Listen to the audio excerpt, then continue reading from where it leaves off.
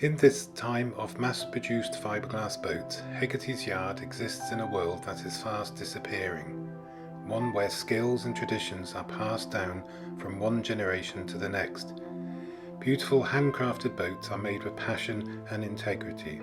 Hegarty's is the last echo of a long tradition of boat building in Ireland that once took place all around our coast. Different areas produce varying local designs, depending on requirements and the sea and weather conditions of the locality.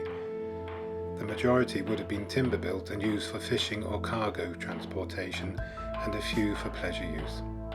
Sadly, all the large-scale commercial wooden boat builders in Ireland are now gone. This project is a celebration of all traditional wooden boat builders, but most especially the wonderful craftsmen of Hegarty's Boatyard.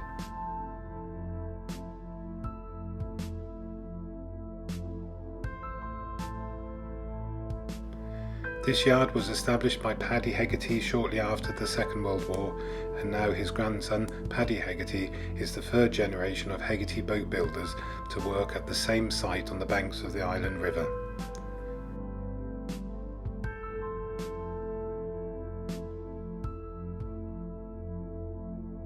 Watching these boat builders at work today offers an insight into previous generations of craft workers, as their tools and skills remain unchanged.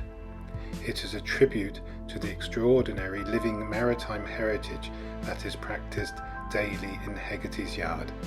It is an honour to witness this work and to record this important maritime heritage for future generations.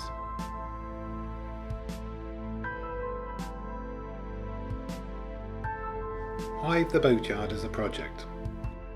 Well, I do have a passion for wooden boats, especially sailing boats, and spend most of my time, when possible, sailing a beautiful wooden Alfred Mill Scottish Island 1 design, built in 1929 around Waring Water Bay in West Cork.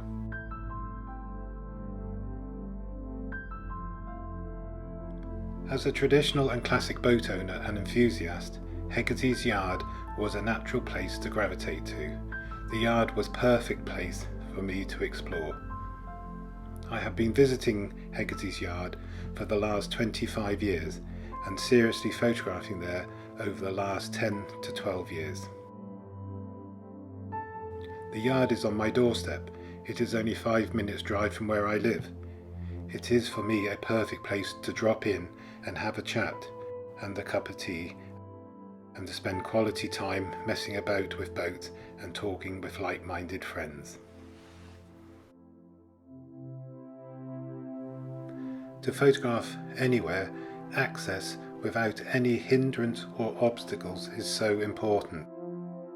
The Hegarty brothers, Liam and John, have been so kind in that respect in allowing me to pester them for so long. I have been lucky over that time to build up good friendships within the yard. Gaining trust with whom I photograph is very important to me. It also helps that the yard seems to be always open. There is always some type of work going on, so you can turn up at any time of day and find something interesting to photograph.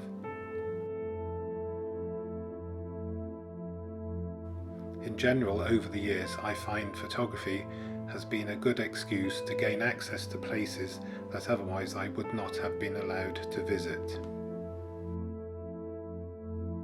I would like people to look at my work and see things they have not seen before in such detail. It is like looking through my eyes and understanding my enjoyment of what I am seeing. I have tried to capture the essence of the process of boat building by recording it through a series of images, all working together to create a visual narrative. I hope my work conveys a sense of place and scale and how people adapt to their environment. In making do with the objects around them, boat building is such an incredibly difficult craft. Hopefully I have been able to convey these complexities. There is no such thing as a straight piece of wood in a boat. There are complex concave and convex angles and bevels, shear lines and rabbet lines. Wooden boat building is really physically demanding work. Try spending all day driving 6-inch boat nails into hard oak, or using an adze to cut a rabbet line into oak day after day. What I do is to produce working photographs documenting what I see and find interesting, and to honour the craftsmanship as best as I can.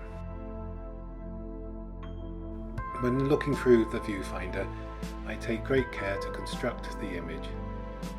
How I compose and arrange what's in front of me, often in the act of taking the photograph, more attention is paid to what happens behind and to the side of the subject. This is why I like using rangefinder style cameras.